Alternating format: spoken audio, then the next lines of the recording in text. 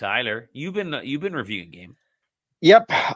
Not done yet. I'm about 24 hours in, and that is counting the like 8-ish hours that I put into the demo, which is the full prologue chapter. Mm, But that is Trails in the Sky first chapter, which is the remake of the first Trails in the Sky game, which is the start of the mm, Trails or Kiseki series, which is kind of one of the like big like underdog. They're getting a lot of attention. Like I see them in like the spaces I frequent a lot, but they are kind of like the underdogs of like the JRPG space. Kind of like the big like very much like tons and tons of like continuity. Like all the games continue off of each other. Big like fantasy world, like very well realized, good world building. That's kind of the things that they're known for. Um, so because of that, the place that you start with a game like this is usually at the beginning, which would be Trails in the Sky, this game. Um, that has been kind of awkward for a number of reasons because I think this was like originally a PSP game. There is a PC port that is fine. Like, I originally played the PC version. There was a Vita version that added like some new art and voice acting and stuff, but that was Japan only. So really in the West, the only way to like play it was like on Steam on PC, which not everybody likes to do. I'm mostly a console player. I will play stuff on PC when I have to, and I did for these games. But I got to about the third game and then kind of like hit like a series burnout, like not hating it, just like I've played two of these like 80-hour RPGs like back to back, and it was like in the middle of uh, COVID, and I'm like, I need to take a break. And then Trails from Zero came out in the West, and I just kind of lost track of it. And then right as I was thinking about getting back into the series, I started hearing rumors about a remake. So mm.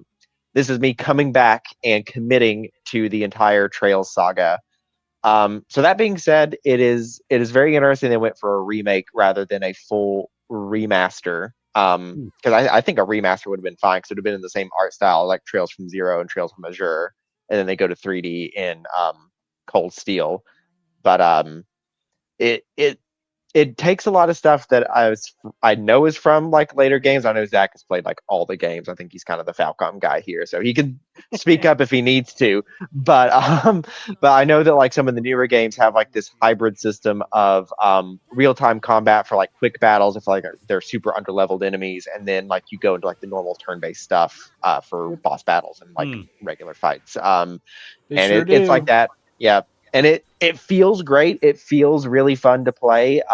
The battle system is not that much different than what I remember from the original Trails in the Sky. It is turn based, but it is kind of like positional. The original was like it was like a grid. You could like actually see the grid, but this is more like you have like a big circle and you can move around in the circle. I think a lot of games have done that recently. Yeah. And then a lot of attacks are like positional based. Like you'll do like lower their attack if you do Estelle's hurricane move on the side of an enemy.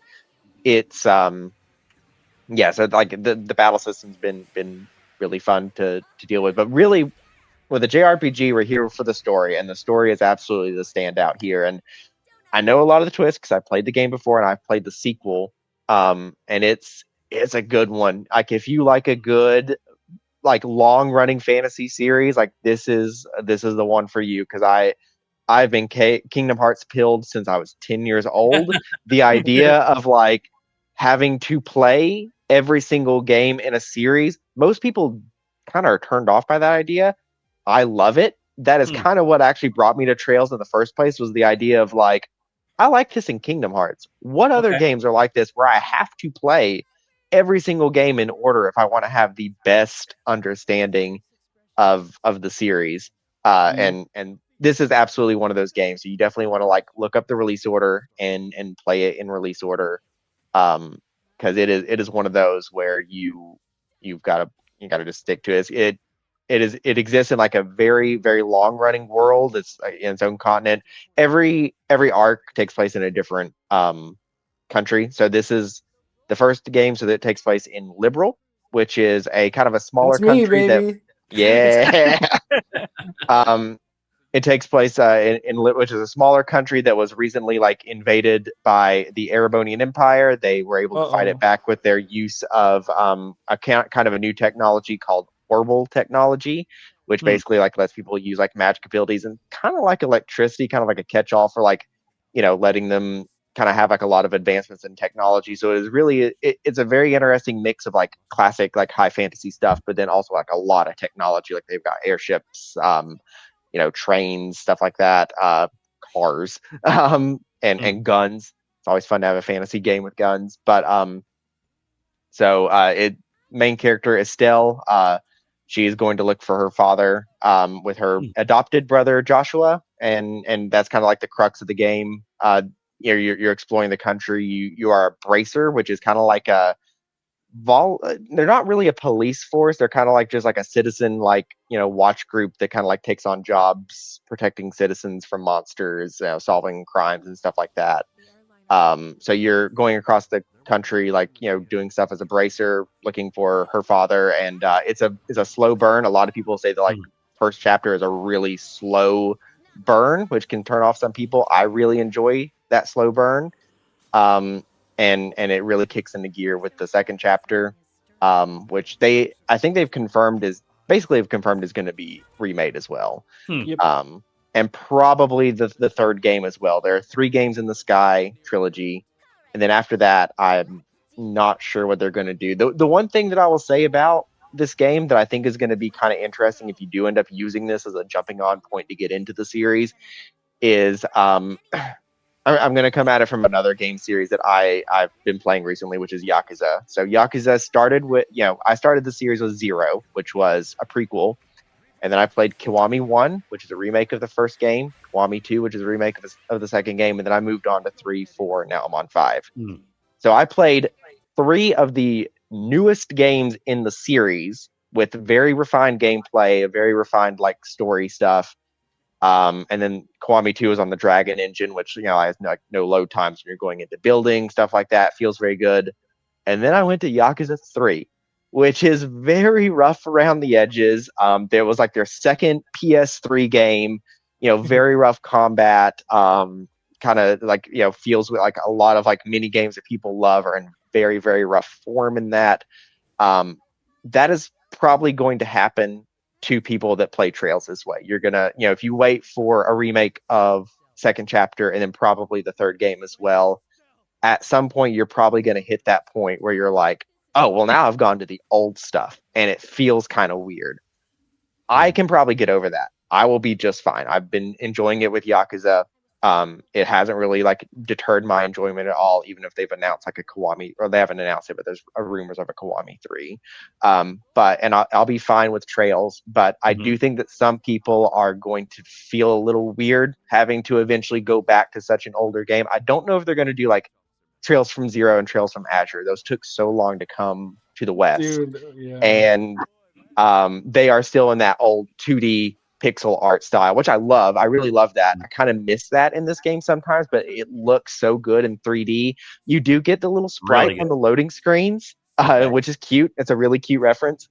But that is going to be the one thing where I'm like, if you're not sure about that, like going back to older gameplay after having like such a refined earlier, like kind of like glimpse of the future experience, maybe you should start with the original Trails of the Sky, install the mods that give you the Japanese voice acting from the Vita games, and then go through that way, especially if you don't want to wait for the remake of the second game.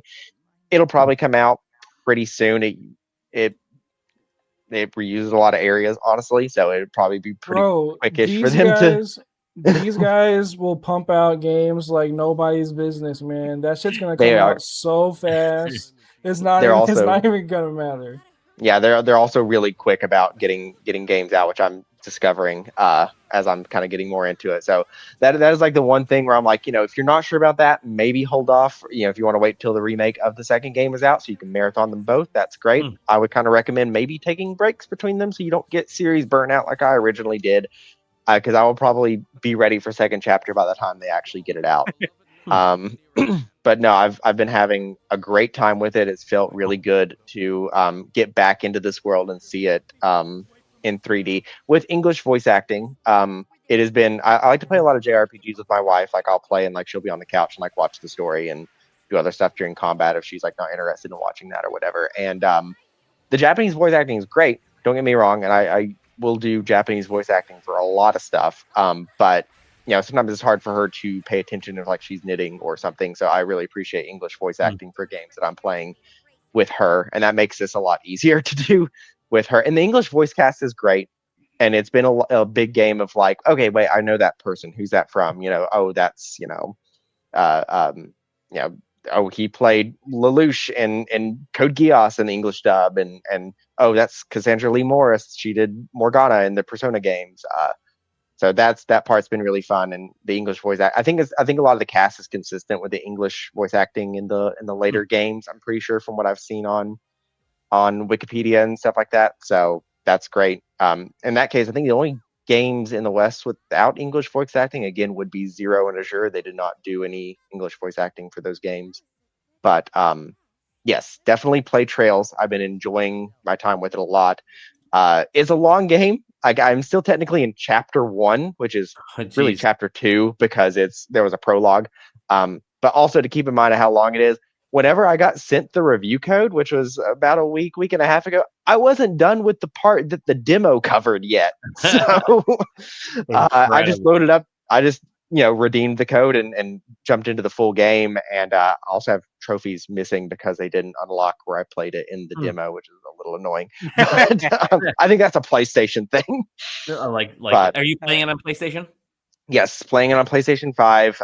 Sticking to the console. I have a Portal, but we've been sticking on the TV with that. And it runs great on the PlayStation. Solid 60 frames. It actually has 120 frames per second option, which this game really doesn't need. But it looks neat.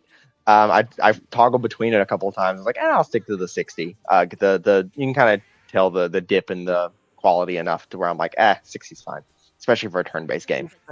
If you want a 6 degrees of Kevin Bacon situation with this episode, Koshiro did the soundtrack for Eartheon, who also did soundtrack work for the original Ys and Xanadu games. So he's got a direct Falcom lineage.